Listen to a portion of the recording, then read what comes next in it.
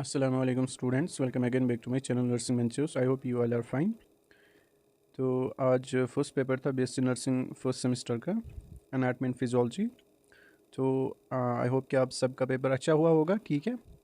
और I hope कि guest में भी क्वेश्चन आए होंगे मैक्सिमम उसमें, ठीक है। तो इस वीडियो में मैं दिखाऊंगा आपको कौन सा क्वेश्चन मैंने गेस्ट में दिया है। और वैसे मैंने ये पढ़ाया था सारा एक्सेप्ट एक क्वेश्चन जो आया था आपको पहला 10 marking, that's cartilage, that was unexpected question, ठीक है। वो मतलब किसी ने एक्सपेक्ट नहीं किया होगा, मैंने भी नहीं किया था, but it was unexpected question from the anatomy portion of you, ठीक है।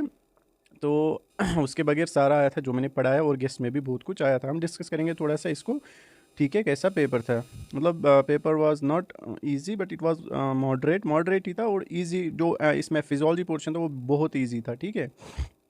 चलो पहले हम देखेंगे इसमें ऑब्जेक्टिव्स। पहला जो ऑब्जेक्टिव है दैट्स ऑल और कंपोनेंट्स ऑफ हॉट। पहले हम देखेंगे एनाटॉमी पोर्शन, ठीक है। इसमें ऑब्जेक्टिव्स क्या है, ऑल और कंपोनेंट्स ऑफ हॉट, ठीक है। इसमें वो मतलब ऑब्जेक्टिव्स बहुत इजी आए थे, आपको आपने देखा भी होगा, ठीक है। 6 ऑब्जेक्टिव्स आए हैं एनाटॉमी में, ठीक। तो इनमें से कौन सा जो कंपोनेंट है वो हार्ट का नहीं है, ठीक है। इसमें आंसर आपका आ जाएगा लेफ्ट ब्रोंकियोसेफेलिक वेन, ठीक है। आपको पता है राइट वेंट्रिकल भी है, लेफ्ट वेंट्रिकल भी और राइट एट्रियम भी। उसके बाद नेक्स्ट ब्रोंकोपाल्मोनरी सेगमेंट इज, इसका आंसर आपको आएगा स्ट्रक्चरल यूनिट ऑफ लंग, ठीक है। उसके बाद cardiac muscle has, cardiac muscle में इसमें क्या होता है, इंटरकैलेटेड डिस्कस भी होता है, इसमें लोकेट न्यूक्लियस भी होता है, cardiac cell is multi nucleated. इसमें आपको आ जाएगा answer all of the option is are right. उसके बाद नेक्स्ट डी पार्ट क्या है, पेरिकॉन्ड्रियम इज एब्सेंट इन। ये जो पेरिकॉन्ड्रियम है ना, ये किसमें,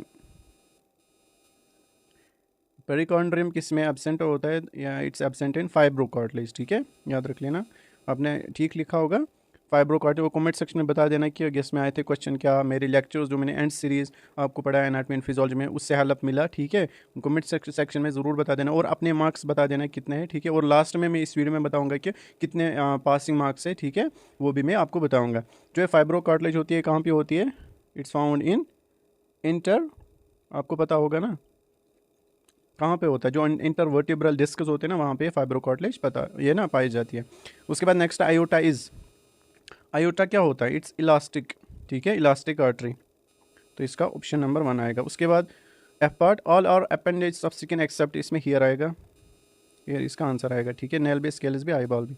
उसके बाद क्वेश्चन नंबर 2 एसे टाइप, जो कि एनाटॉमी पोर्शन में आया था, आपको describe different types of cartilages. इसमें आपको कार्टिलेज के टाइप्स लिखने थे with example and proper diagrams, ठीक है। उनके डायग्राम्स भी बना देते, ठीक है। ये मैंने गेस में नहीं दिया था, और मतलब इट वाज अनएक्सपेक्टेड, ठीक है। तो आप सबको पता है कि ये अनएक्सपेक्टेड क्वेश्चन था। उसके बाद क्वेश्चन नंबर 3 अगर हम देखेंगे, डिस्क्राइब एनाटॉमिकल प्लेन्स, ठीक है। इसमें आपको ये मैंने नहीं बोला था, ठीक है, गेस में भी नहीं था।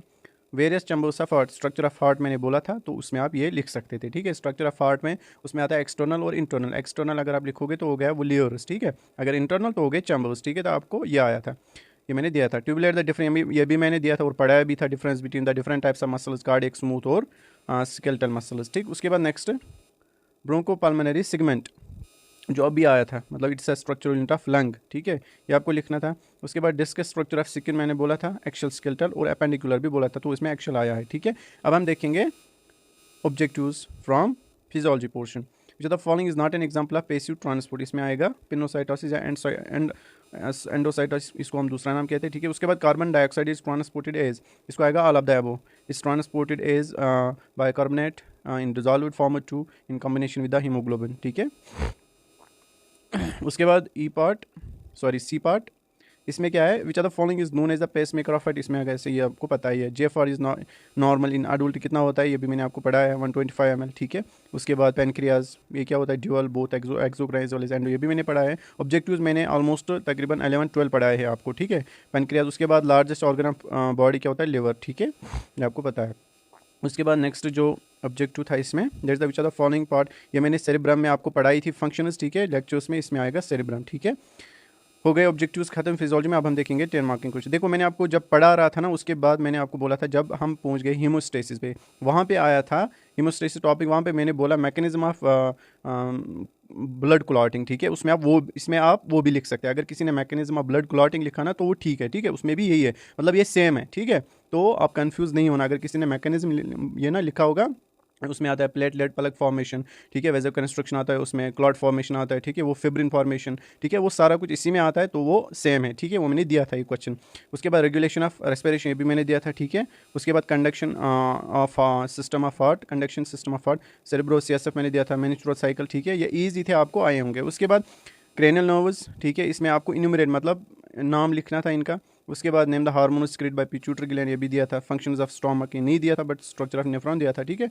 तो ये हो गया आपका पेपर। ऑलमोस्ट मैंने इसमें तकरीबन 50+ मार्क्स इसमें मतलब मैंने पढ़ा है। अगर मैं लेक्चर्स की बात करूँगा 50 तकरीबन, अगर मैं लेक्चर्स की बात करूँगा तो फिर 60+ मैंने पढ़ाया था इंक्लूडिंग ऑब्जेक्टिव्स। अगर मैं गेस की बात करूँगा तो उसमें तकरीबन 47+ मार्क्स आए थे गेस में इंक्लूडिंग ऑब्जेक्टिव्स, ठीक है। तो आई होप कि आप सबका पेपर अच्छा हुआ होगा, ठीक है। अब मैं आपको बताऊंगा पासिंग मार्क्स। देखो, अगर 75 मार्क्स है, आउट ऑफ 75 आपको 38 लाने हैं, ठीक है। अब जो किसी का पोर्शन, अब एनाटमी का पोर्शन अच्छा हुआ है, किसी का जो फिजियोलॉजी पोर्शन है वो, सॉरी, एनाटमी का पोर्शन ख़राब हुआ है फिजियोलॉजी का, क्योंकि फिजियोलॉजी ईजी थी, ठीक है। तो 38 का हाफ कितना हुआ, ठीक है, मतलब उतना आपको एक में लाने हैं, आया समझ। दूसरे में भी उतना ही लाना है, ठीक है। 38 का हाफ एक में और 38 का दूसरा हाफ जो है वो दूसरे में लाने हैं, मतलब 38+ आपको लाने हैं दोनों को, आया समझ। तो कल छुट्टी है, उसके बाद आपका साइकोलॉजी एंड सोशोलॉजी का पेपर है, उसमें मैंने जो गेस दिया इंशाल्लाह वही आएगी। उसमें जो एनाटमी ये ना फिजियोलॉजी, इसमें कोई भी अनएक्सपेक्टेड क्वेश्चन आ सकता है, इसमें भी साइकोलॉजी सोशोलॉजी में भी, बट मैंने गेस उनको दिया था, ठीक है, मतलब ताकि वो पास हो जाए। होप कि वो सब पास मतलब हो जाएंगे आप इसी गेस से, ठीक है। आप कमेंट सेक्शन में ज़रूर बता देना, ठीक है। मिलते हैं नेक्स्ट वीडियो में, तब तक के लिए अल्लाह हाफिज़।